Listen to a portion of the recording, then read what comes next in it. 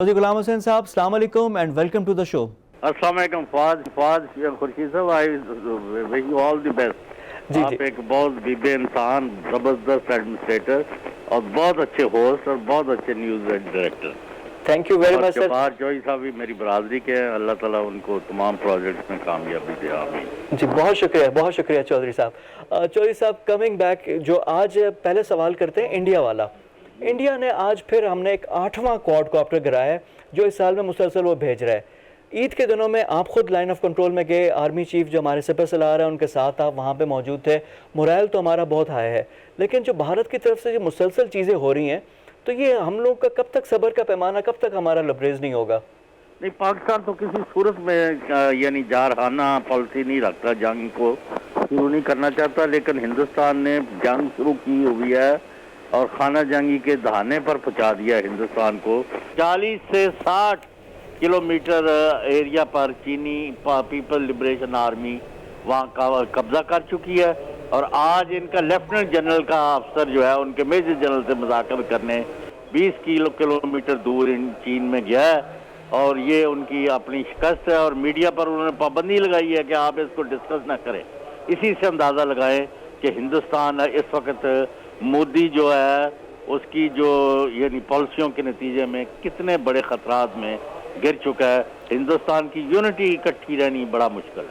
अच्छा चौधरी साहब, आप खुद वहाँ पे मौजूद थे, जवानों से आपकी भी मुलाकात हुई, आपने आर्मी चीफ के साथ भी टाइम गुजारा, तो वहाँ पे क्या आपकी अपनी पर्सनल टेक क्या है, क्या क्या आपने ऑब्जर्व किया वहाँ पे? 3 चीज़ें वहाँ बड़ी अहम है। एक तो जवान हमारा जो है वो मतलब है अल्लाह की राह में शहादत देना अपने लिए बहुत बड़ा एजाज़ समझता है। जवान हो या अफसर हो, उनका जज्बा, उनका जोश, उनकी तैयारी, उनका तहम्मुल, उनका हिंदुस्तान की मूवमेंट के ऊपर, पहाड़ियों के दूसरी तरफ तो इंडिया था। हम वहाँ जिधर गए थे उसमें नीचे जो एक नदी आ रही है जिधर में वो अभिनंदन उसको लोगों की मारपीट से बचाया गया, मरने लगा था वो लोगों के हाथों। तो फौज वहाँ से, वहाँ हम खड़े थे, तो वो तो फौजियों का और आम शहरी जो वहाँ जिनके गांव जो है बिल्कुल बॉर्डर पर, एक साहब मिले जिनकी शीरा जो है वो ज़ख्मी है, 6 महीने से पड़ी हुई हैं, गोलियां लगी हुई हैं। किसी का बेटा शहीद हो गया, किसी का भाई, किसी का बाप। और मैंने कहा आप लोग फिर पीछे क्यों नहीं हट जाओ? उन्होंने कहा नहीं, जो रात कब्र में आनी है वो घर में या ज़मीन पर नहीं आ सकती, हम यहाँ डटे हुए हैं।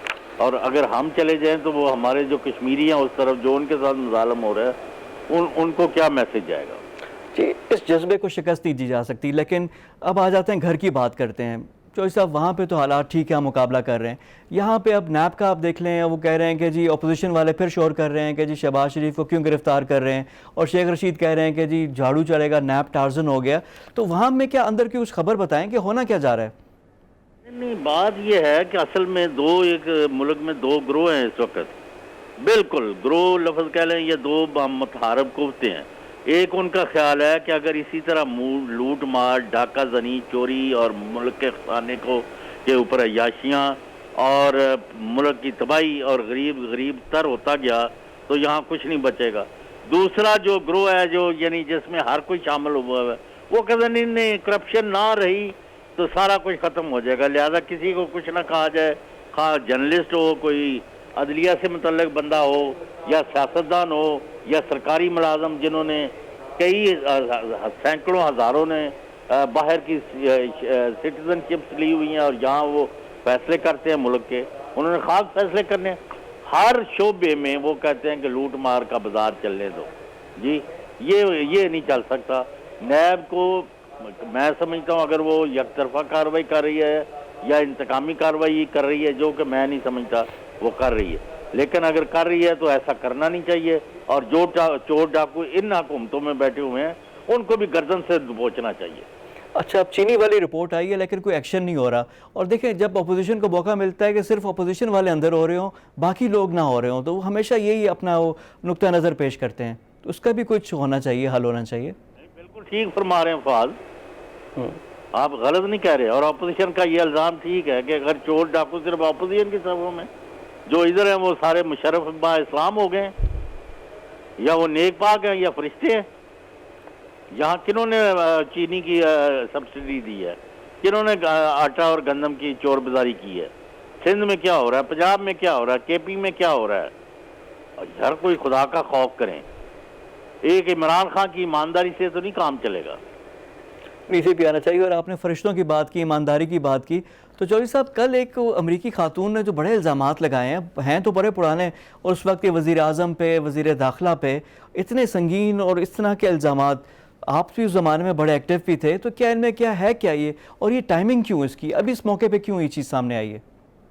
نہیں وہ تو دیکھو نا, وہ بیچاری کس وقت سے یہاں ہے, اب وہ کیا اس کا موقف ہے, لیکن اس کے بارے میں جو رول آف دی گیم ہے, وہ تھم رول جو ہے, جو یعنی سیدھی لائن کھینچی گئی ہے کہ جب اگر کوئی خاتون یہ الزام لگاتی ہے تو اس کو فیس ویلیو پر لینا پڑے گا, اور اس کی تفتیش ہونی چاہیے, اس کی طے میں پہنچنا چاہیے.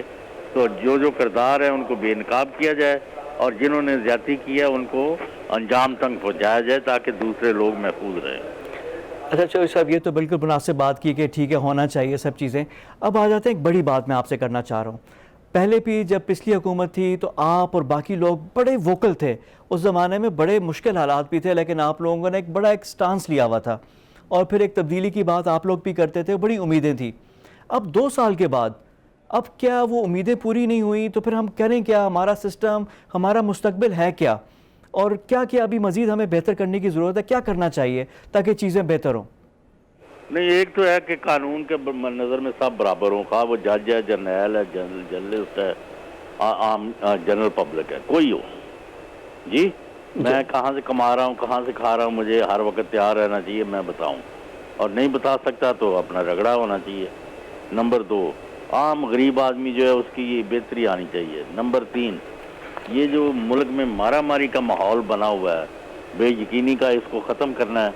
اور چوتھی جو آخری اور اہم بات ہے, میں پہلی ابھی بھی عمران خان کا کیوں ساتھ دے رہا ہوں کہ اب تک اس لمحے تک مجھے کوئی کسی جگہ سے, حالانکہ ہم بھی سارا دن اسی کام میں رہتے ہیں, کہ عمران خان کی ذاتی بددیانتی یا بدنیتی کا کوئی میرے پاس ثبوت نہیں ہے, اس لیے میں ان کا ساتھ دیتا ہوں. ورنہ وہ ایک کامیاب وزیر اعظم ہے, ایک دیانتدار وزیر اعظم ہے, لیکن ایک ناکام اور بددیانت حکومت کی سربراہی کر رہے ہیں. لیکن اس میں بھی ذمہ داری تو پھر اوپر ہی آتی ہے نا چودھری صاحب, اگر آپ کیپٹن آف دا شپ ہے, اگر نیچے کچھ ہے گڑبڑ تو وہ پھر آپ کی ذمہ داری ہے نا, اس کو روکیں, اس کو پکڑیں اور اس کو بہتر کریں. اپنے روایتی انداز میں انہوں نے گفتگو کی, یہ ان کا ٹیپیکل سٹائل ہے, جس طرح وہ کرتے ہیں, دبنگ انداز میں گفتگو. پروگرام میں وقت ہو گیا ایک بریک کا. بریک کے بعد آ کر پی ٹی آئی کے رہنما امجد خان نیازی سے ہم گفتگو کریں گے, کچھ سوالات کریں گے پارٹی پالیسی کے متعلق اور پارٹی کے اندرونی حالات کے بارے میں بھی ان سے جانیں گے. After a quick break, stay with اس.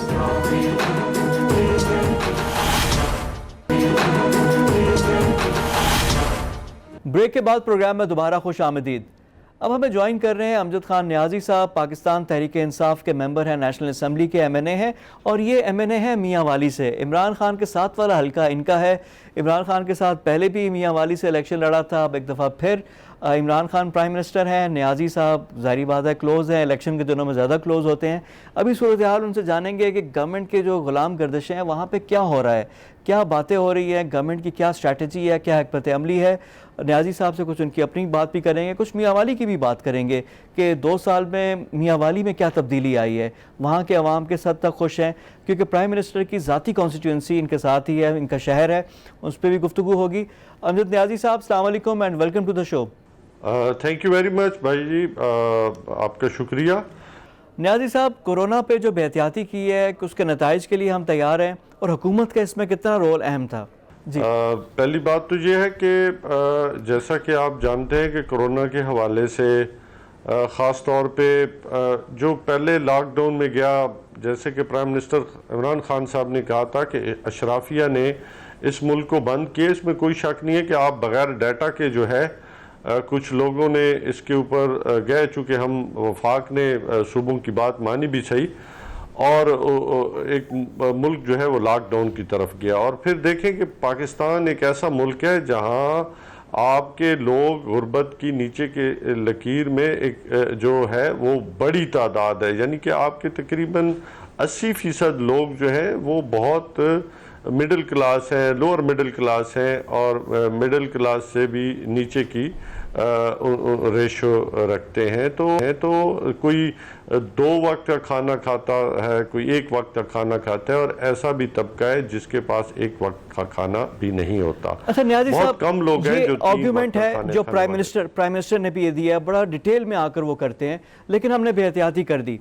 अब हमारे केसेस बढ़ना शुरू हो गए हैं, अमवात बढ़ना देखिए- शुरू हो गई है। देखिए, क्या हम बेहतियाती, तैयार हैं इसके लिए? जो अब इसके रिपरकशंस होंगे, जो उसके नताइज होंगे, क्या उसके लिए हमारी तैयारी मुकम्मल है? देखिए अच्छा, आप एक देखें, ये अदर पार्ट है कि आप देखें कि दुनिया के जो तरक्की याफ्ता ममालिक हैं, जैसे अमेरिका है, यूरोप है, तो उन लोगों ने कैसे काबू पाया? नहीं पा सके। देखिए, ये एक बीमारी है, इसमें कोई शक नहीं, एक ऐसा बीमारी है जिसका हमने मुकाबला करना है SOPs के साथ, हमने बिल्कुल मुकाबला करना है लेकिन अमजद साहब तंजीम के सिर्फ साथ। देखिए, एक